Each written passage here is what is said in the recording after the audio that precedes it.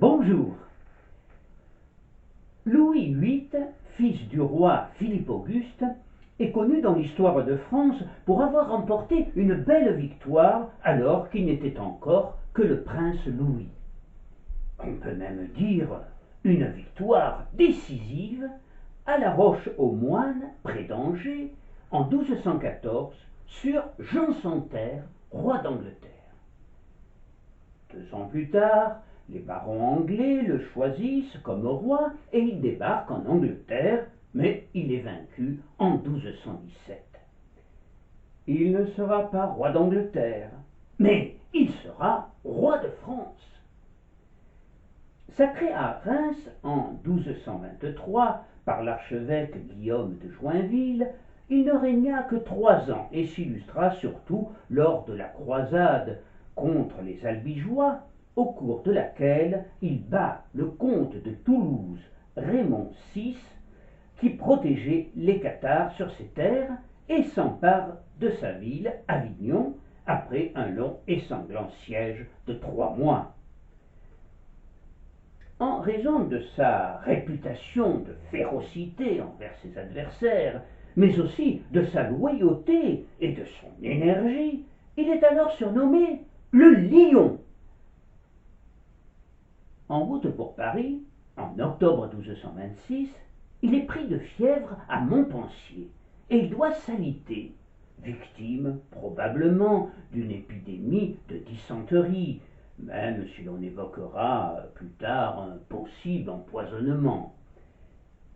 Son état de santé devient alarmant, mais ses médecins se veulent rassurants.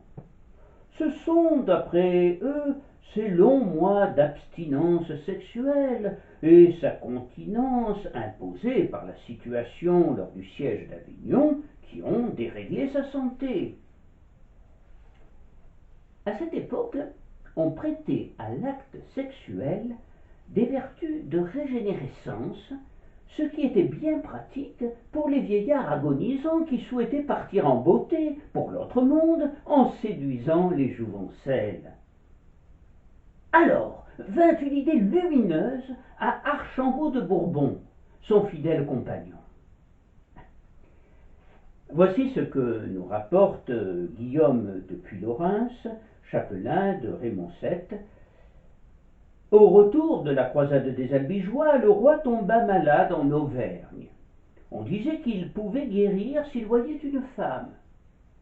Archambaud de Bourbon choisit une belle jeune fille à la virginité avérée et la fit entrer dans le lit du roi pendant son sommeil. À son réveil, le roi lui demanda pourquoi elle se trouvait là, dans la tenue d'Ève. Elle répondit qu'elle venait l'aider à le guérir. Le roi la remercia et refusa le remède pour ne point commettre de péché mortel.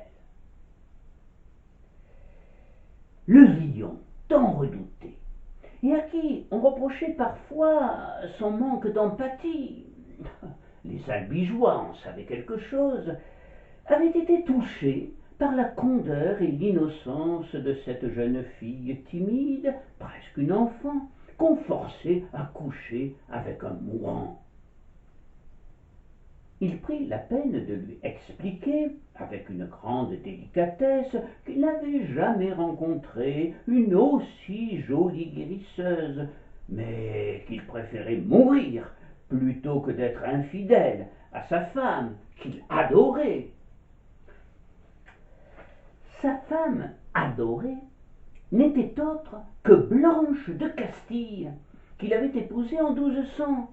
Elle n'avait alors que 12 ans, et lui 13, et qui ne lui donna pas moins de 12 enfants.